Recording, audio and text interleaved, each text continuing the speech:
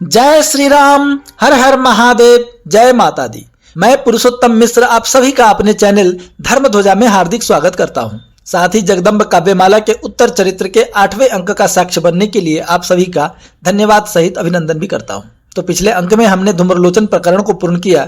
जब दूत असफल होकर लौटता है और भगवती के शर्तों के बारे में बताता है, तब शुंभ आग बबूला होकर अपने दैत्य सेनापति धूम्रलोचन को भगवती को पकड़कर लाने के लिए भेजता है, परंतु उसकी वही स्थिति होती है जो आग में कूदने वाले पतंगे की होती है।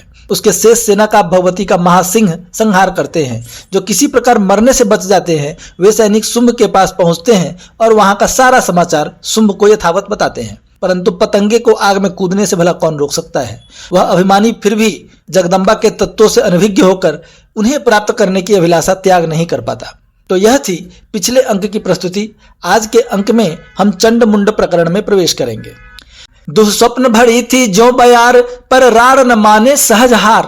दुःस्वप्न भरी थी ज्यों बयार, पर राड़ न माने सहज हार। पटकी देकर ललकार रही वह एक अकिंचन अबल नार। बोला दंभी सुन चंड मुंड, लेकर जाओ सेना प्रचंड। बोला दंभी सुन चंड मुंड, लेकर जाओ सेना प्रचंड। मारो वा हठ हर कर लाओ, खंडित कर माया का घमंड। हन के हरि का मस्तक उदंड, वा करके उसके खंड खंड। हन के हरि का मस्तक उदंड, वा करके उसके खंड खंड। चतुरंग सैन्य सह समरांगन, लौटो जल्दी सब कर प्रबंध। तो जो भी हुआ वह किसी दुःस्वप्न से कम नहीं था। जहां सज्जन ऐसे दुःस्वप्नों से सीख लेते हैं, वहीं दुर्जन इसे नकार कर आगे बढ़ जाते हैं। शुंभ यह विश्वास नहीं कर पा रहा था कि उसके त्रिभुवन विजयी सेना को संहार करने वाली एक अबला नारी है और वह उसके पूरे सेना को संहार करके उसे चुनौती दे रही है, ललकार रही है। क्रोध से अंधा होकर महाअभिमानी शुंभ ने चंड और मुंड नामक असुरों को बुलाया और उनसे कहा कि तुम एक विशाल चतुरंगिनी सेना लेकर जाओ और उस अंबिका को मारकर या कैद करके उसके घमंड को तोड़कर यहां घसीट कर लाओ। साथ ही उस महासिंह के मस्तक को भी मैं देखना चाहता हूं, या फिर उस महासिंह के भी टुकड़े टुकड़े कर देना। यह चंडमुंड वही था जिसने भगवती के शुभ छाया को कुदृष्टि से देखा था और शुंभ को उकसाया था। ये दोनों ही महादैत्य अत्यंत ही पराक्रमी थे। तब चले चंड और मुंड त्वरित, निज स्वामी को करते हर्षित। तब चले चंड और मुंड त्वरित, निज स्वामी को करते हर्षित। हिमशैल जहां के हरि कंध, बैठी थी जगदम्बा गर्वित। बोले मत उन्मत हो अबले, इस राड़ न अंत कहीं चपले। बोले मत उन्मत हो अबले, इस राड़ न अंत कहीं चपले। सुर नहीं किसी के शुभ चिंतक, तिन फेर पड़ो मत सुन सरले। सब रंग मुखर तब तन उपवन, है शस्त्र अमोघ तेरे चितवन। सब रंग मुखर तब तन उपवन, है शस्त्र अमोघ तेरे चितवन। वह प्रण ही क्या जो प्राण हरे, है सरल प्रणय का समरांगन। क्या लाभ युद्ध से हो जर्जर, उपवन यह खा जाए पतझर। क्या लाभ युद्ध से हो जर्जर, उपवन यह खा जाए पतझड़। है गति एक तब शुंभ शरण, वा सकल गवाओ तुम लड़कर। जीता जग त्रय जिसने रण में, को सम्मुख हो समरांगन में। जीता जग त्रय जिसने रण में, को सम्मुख हो समरांगन में। छीना उसने जिससे चाहा, भाया उसको जो भी मन में। तिय चरित अबल है सकल व्यर्थ, क्यों न्योता देती निज अनर्थ। तिय चरित अबल है सकल व्यर्थ, क्यों न्योता देती निज अनर्थ। गरिमा महिमा क्यों बूझ नहीं, वह केसा करसन भी समर्थ। तब चंडमुंड ने शुंभ की आज्ञा पाकर एक बड़ी भारी चतुरंगिनी सेना लेकर वहां से कूच किया। मित्रों, चतुरंगिनी सेना का अर्थ है वह सेना जिसमें पैदल, घुड़सवार, गजसवार और रथी शामिल हों। तो ऐसी विशाल वाहिनी को लेकर वे दोनों महापराक्रमी दैत्य उस स्थान पर पहुंचे जहां जगदम्बा अपने महासिंह पर सगर्वित विद्यमान थी। वहां जाकर चंड ने देवी से कहा, अय अबले, इस विजय से और इस पराक्रम से उन्मत्त मत हो जाना। इस युद्ध का कोई अंत नहीं है। तुम जिन देवताओं का आश्रय लेकर यह युद्ध ठान रही हो, वे देवता किसी के भी नहीं हैं। संकट आने पर कोई भी तुम्हारी रक्षा करने के लिए आगे नहीं आएगा। और रण केवल समरांगन में ही नहीं होते, संसार के तो समस्त रंग तो तुम में ही विद्यमान है। तुम्हारी चितवन से बड़ा अमोघ शस्त्र और क्या होगा भला। इनका प्रयोग करो। वह प्रण ही क्या जिससे प्राण जाने का भय हो। उससे तो कहीं अच्छा प्रेम का समरांगन है। तुम्हें प्रेम के समर में उतरना चाहिए। इस युद्ध से क्या लाभ।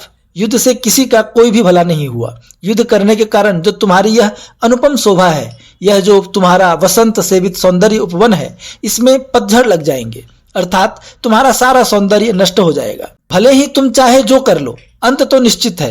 कि अंत में तुम शुंभ के शरण में होगी या फिर अपना सर्वस्व गवा दोगी। मेरे स्वामी शुंभ ने तीनों लोगों को रण में परास्त किया। उनके सामने खड़ा रहने की हिम्मत भला किस में है? उन्होंने जिससे जो भी चाहा वो छीन लिया। नारी बलहीन अबला है, उसका पराक्रम भी व्यर्थ है, इसलिए तुम क्यों अनर्थ को न्योता दे रही हो? तुम्हें अपने मान मर्यादा की रक्षा करनी चाहिए, क्योंकि वह शुंभ मनुहार भी करना जानता है और तुम्हारे झोंटा को पकड़ने में भी वह समर्थ है। यह सुन अम्बा बोली सरोस तज विष्णु विरंची आशुतोष। यह सुन अम्बा बोली सरोस तज विष्णु विरंची आशुतोष। कह वायस कह शोभा मराल खद्योत भानु कब करे कोस। जो दुर्बल से हट छीने धन कब स्वामी है वह दस्यु अधम। जो दुर्बल से हट छीने धन कब स्वामी है वह दस्यु अधम। तिय गरिमा जिन स्वीकार नहीं है बस विनाश के वे साधन। लेकर आए जब सैन्य खाप क्यों व्यर्थ अनर्गल यह प्रलाप। लेकर आए जब सैन्य खाप क्यों व्यर्थ अनर्गल यह प्रलाप। एकाकी अबल समरांगन मुख क्या हाँक रहे बकझक प्रताप। मत करो नटों के जैसे बात नहीं रंग मंच यह मृत्यु हाट। मत करो नटों के जैसे बात नहीं रंग मंच यह मृत्यु हाट। देखूं कितना बलवीर्य भरा आ जाओ समर में एक साथ। हारण के होते बहुत चरण है काम भरा वसुधा का मन। हारण के होते बहुत चरण है काम भरा वसुधा का मन। तुमसे पातक पाकर परती रति करती धरती आलिंगन। देखूं दिखलाओ अपना बल क्यों वमन करे मुख व्यर्थ गरल। देखूं दिखलाओ अपना बल क्यों वमन करे मुख व्यर्थ गरल। भर चुका महाघट है अघ का अब भुगतो जो संचित है फल। तो चंड के पापपूर्ण वचन सुनकर जगदम्बा क्रोधित हो गईं और उन्होंने उन असुरों से कहा कि मैंने ब्रह्मा विष्णु और महादेव जैसे राजहंसों तक का वर्ण नहीं किया, फिर शुंभ निशुंभ की औकात ही क्या है? कहाँ हंस और कहाँ कौवे? क्या सूर्य भी तमकीटों अर्थात जुगनुओं से प्रकाश मांगता है भला? जिन्होंने अपने से दुर्बल को पीड़ित करके उनके धन छीने वे स्वामी कहलाने के लायक नहीं है, वे तो नीच डाकू हैं। जिन्हें नारी की गरिमा स्वीकार नहीं वे तो नष्ट होने के ही योग्य हैं। जब तुम यह विशाल चतुरंगिनी सैन्य वाहिनी लेकर आए हो तब यह व्यर्थ का बकवास क्यों कर रहे हो? मैं तो इस सम्रांगण में अकेली ही खड़ी हूं, फिर अपने पराक्रम के बारे में डिंगे क्यों हाँक रहे हो भला? इसीलिए कहती हूं कि नौटंकी बाजों के जैसे बातें मत करो। यह कोई रंगमंच नहीं रणमंच है, यहाँ मृत्यु का क्रय विक्रय होता है। इसीलिए सब के सब एक साथ आ जाओ, मैं भी तो देखूं तुम में कितना बल और पराक्रम भरा है। और तुमने जो कहा कि युद्ध के अनेक रंग होते हैं, मैं भी तुमसे सहमत हूं। देखो ना, तुम असुरों को देखकर यह पृथ्वी भी कामुक हो गई है।